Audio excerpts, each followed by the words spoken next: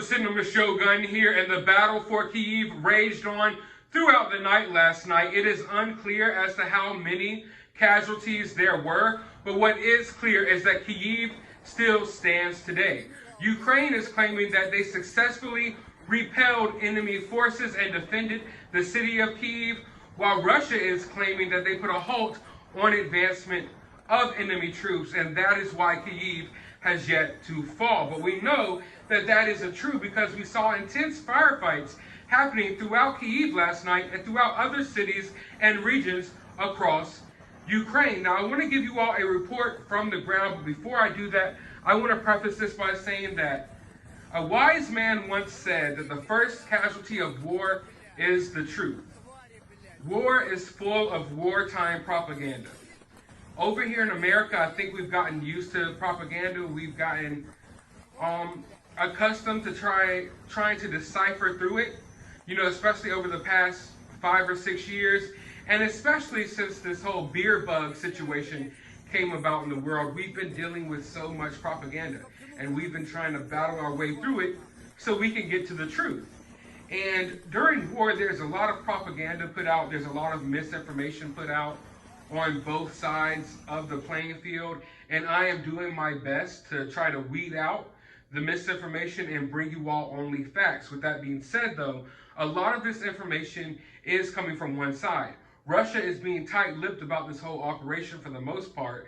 Also, you have to take into account the fact that this isn't Ukraine invading Russia. This is Russia invading Ukraine. So most of the stories being told, most of the videos out there, most of the information out there is being told from the Ukrainian side, not from the Russian side. But let's go ahead and get into some of the details that are coming out of Ukraine today.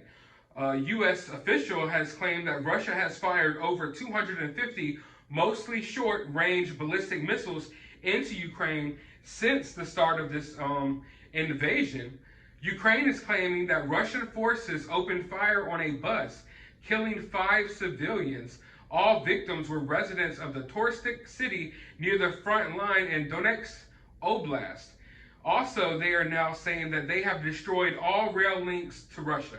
So the Ukrainian army has destroyed all train tracks, all rail links leading to Russia, basically cutting off any form of railway service coming into Ukraine. But for the first time since this invasion began, we've gotten some information out of Russia. Like I just stated before, Russia has been pretty tight-lipped about this whole entire operation, but we now are finally getting some information coming from Russia, and it is claiming that they have taken over or destroyed 14 airfields. They have established 19 control points and taken over 19 communication centers. They have destroyed 24 anti-aircraft missile systems and 48 radar systems. They also have claimed to have downed 7 aircraft, 7 helicopters, 9 drones, and to have destroyed 87 tanks, 28 multiple launch rocket systems, 8 boats, and 118 vehicles. But in this report, this is the important part. In this report, it says that they have no strikes made against cities, that all of these strikes have been against military garrisons and military facilities. We know that is not true. So when I'm looking into this information, I don't know if I should trust it, because they literally end all of this little bit of information with some fake facts that they haven't been attacking civilians or cities and civilian areas, but we know that's not true. Last night, they attacked Kyiv with missiles. And this wasn't just a one-off accident. This wasn't just a one-off missile that went in the wrong direction.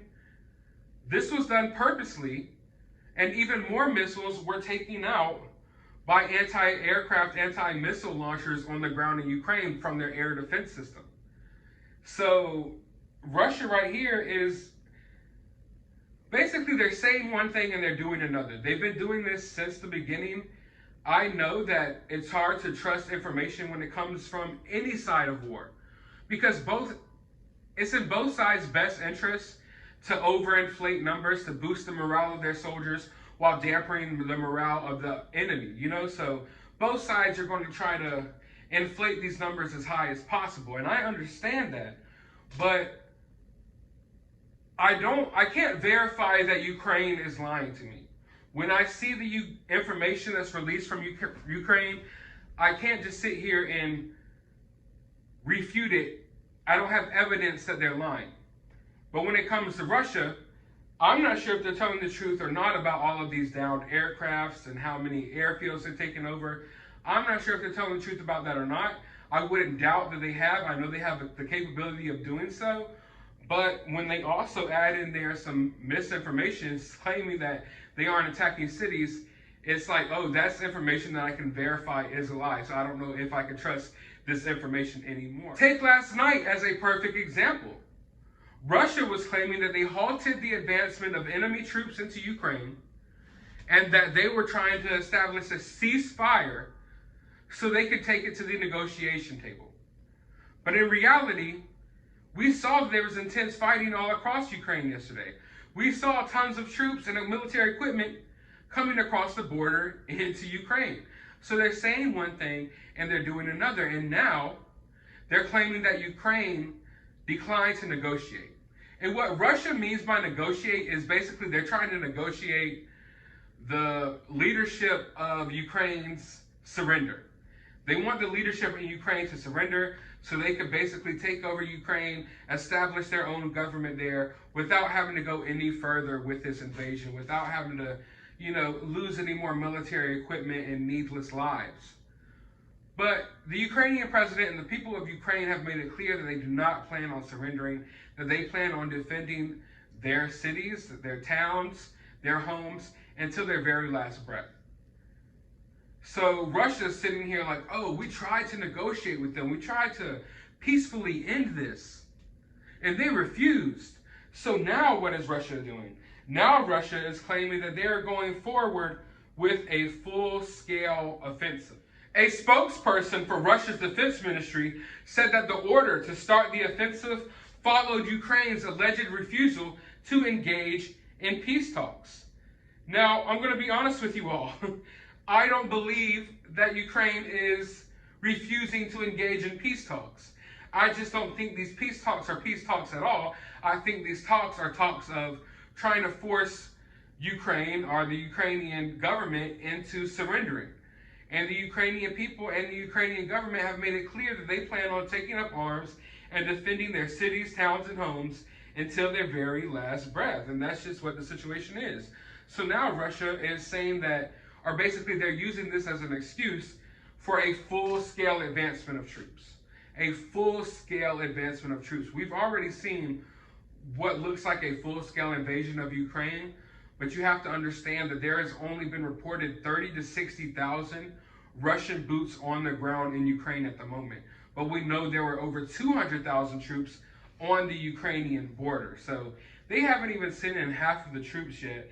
And now we're going to start seeing this thing crank off into a whole new level. Don't get me wrong, the past couple of days have been bad, but we have not seen the worst of it yet. I reported to you all the other day, I believe it was yesterday, that Russia, as of right now, they've been sending in a lot of old equipment. They've been sending in a lot of tanks, Soviet-era tanks. And they're basically using this first wave of troops as cannon fodder to go ahead and, all right, we want to deplete Ukraine's supply of javelins and anti-tank missiles and weaponry. So what we're going to do is we're going to just go ahead and roll in with a bunch of old tanks. We're going to see what they can do. Half of them will be destroyed. Half the people inside of these tanks will lose their lives. But that's the price we're willing to pay before we bring in the heavy, fancy equipment. Russia hasn't brought in the heavy, fancy equipment yet. What you've seen in Ukraine right now is child's play compared to what Russia has. And I'm just being honest. I know it might sound brutal. I know, that might come as a surprise to some people, but we have not seen the half of it yet. We haven't even seen a small fraction of what Russia is capable of. And I also believe we've only seen a small fraction of what Ukraine is capable of, because these people are clearly very resilient. Very resilient. But one thing I have noticed is that a lot of these Russian troops that are being captured, they don't even know why they're there. Ukraine has done this, I'll just call it outright witty and brilliant. They've established this hotline between Ukraine and Russia, and they have these captured Russian soldiers calling their parents, calling their mom and dad from Ukraine, letting them know where they're at. Most of the families of these soldiers have no idea that their kids are over in Ukraine. They have no idea. They've been told that their kids are on military training exercises. These kids, these soldiers, and some of them are as young as 16, 17, 18, they've been told that they were training. And then next thing they know, they're in the back of armored vehicles going across the border in Ukraine, and they have javelins and missiles being shot at them, and they don't even realize that they're engaging in full-scale warfare right now, and the training is over with, buddy. A lot of these soldiers don't realize that. And I've watched tons and tons of videos of these soldiers calling home, and a lot of them are claiming that they had no idea what was going on here. That they were training one day, next thing they know, they're in the back of these vehicles, they're going across the border, and next thing you know, they're captured, or their friends are getting blown up right next to them. It's an extremely heartbreaking situation, and why I always try to bring awareness to the fact that most of these people fighting these wars, they don't know what they're fighting for. Half of them don't want to be there. They're just following the directions of these world leaders. And it's hard to look at people like they're the enemy when you know a lot of these people are just other human beings who really don't want to be in this situation. That's why at the end of these videos, I tell you to pray for the people of Ukraine, but not just them, the people of Russia as well. Russian parents don't want to lose their sons at war with Ukraine. Half of these people in Russia view the people of Ukraine as their brothers and sisters. They're right across the border. You know, it's an extremely sad situation, but you see that a lot of these soldiers have no idea what they're going up against. So we have a bunch of 16, 17-year-old, physically fit young Russian men coming and waging a war against a bunch of Ukrainian citizens, grandmas that are armed to the teeth, literally. And it's just an extremely crazy situation over there right now. But with that being said, I want to talk to you all at home right quick. I've been receiving a lot of questions since I've been covering this story, and I want to clear up some things. I want to answer some of your questions. People have been asking me, well, what side I'm on? You know, who am I with? Am I with Ukraine or am I with Russia? I'm not with anyone when it comes to this situation. But what I will say is I'm against communism. I am fully against communism.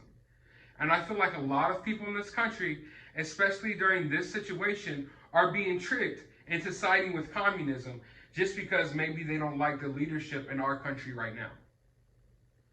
Over the past couple of years, we have been dealing with a lot of crazy stuff going on in our society. And it doesn't matter what country you live in, all of us have been collectively dealing with a lot of crazy stuff. But what I have noticed is this advancement of communist-like ways in America.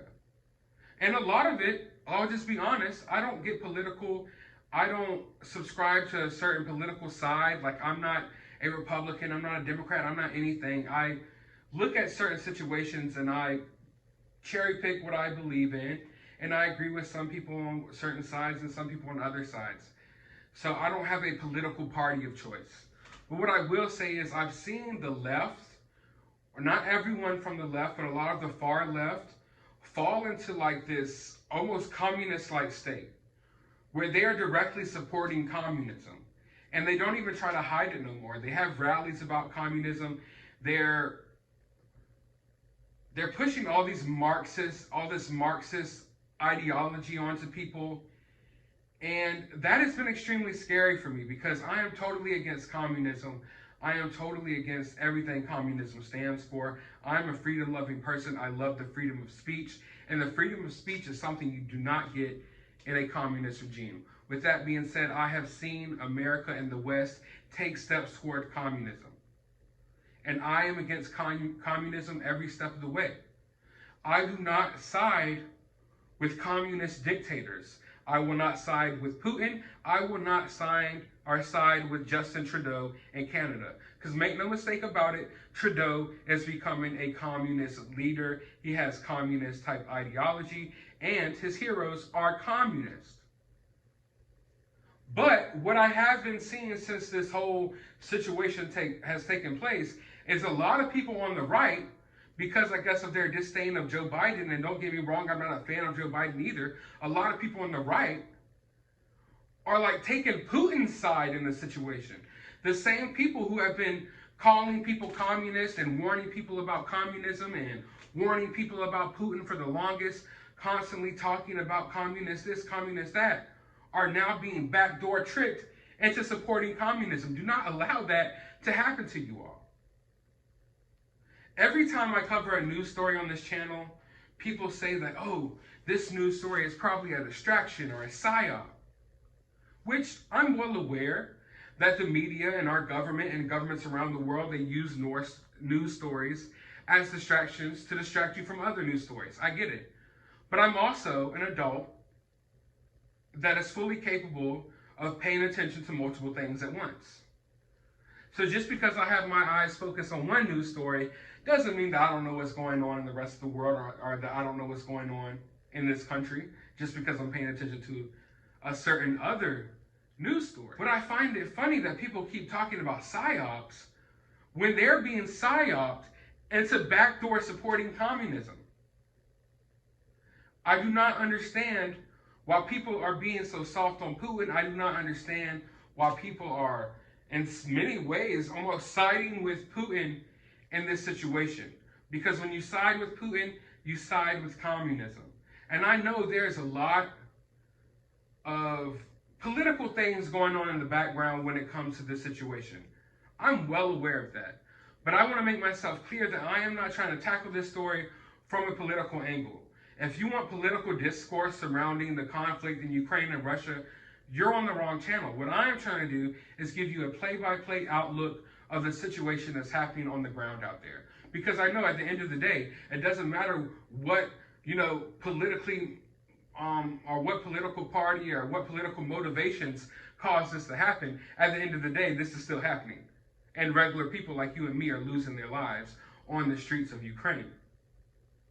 So that's why I'm covering this situation. I am in no way, shape, or form trying to cover this situation from a political angle. But I just find it extremely frustrating that I look around and I see people siding with communism, some of the very people who have so-called been so against communism over the past few years. Yet here we have communism at its finest. We're seeing the strength of communism being used and the muscles of communism being flexed on a whole nother level than what we've seen in our lifetime, and people are silent about it. And not just silent about it, people are speaking as if they're proud of Putin, as if what Putin is doing is good, or as if, I don't even know what to call it anymore. But I am extremely disgusted by it, and I just wanted to say that I don't know where you get your news from, but do not be psyoped and backdoored into supporting communism. Because what's happening right now, in my opinion, is this. There's been a lot of communist type things happening in our country over the past couple of years. And forgive me if it seems like I'm a little bit all over the place. I wasn't planning on going on this rant, and also I can't say certain words on YouTube. But over the past couple of years, there's been like this push for communism in America. A lot of communist agendas have surfaced. A lot of our politicians are kind of easing us into communism. And every step of the way, the majority of Americans have been against it. They've been standing against it the majority of the way. So they couldn't get you to support communism during this beer bug. They couldn't get you to support communism during all the riots that took place over the past couple of years. So now they're going to use this conflict to backdoor you into supporting communism, because they're going to backdoor you into thinking that you should be taking Putin's side just because you don't like Joe Biden, or because you know that Ukraine has some dealings with Joe Biden. Don't get tricked. Communism isn't good. Communism will never be good. Siding with communism will never be good. But with that being said, I'm going to end this rant. I want to hear your thoughts about this down in the comments below. while you're down there, hit that thumbs up button, hit that subscribe button, ring that notification bell. And as always, just be thankful that we don't live in a communist country yet.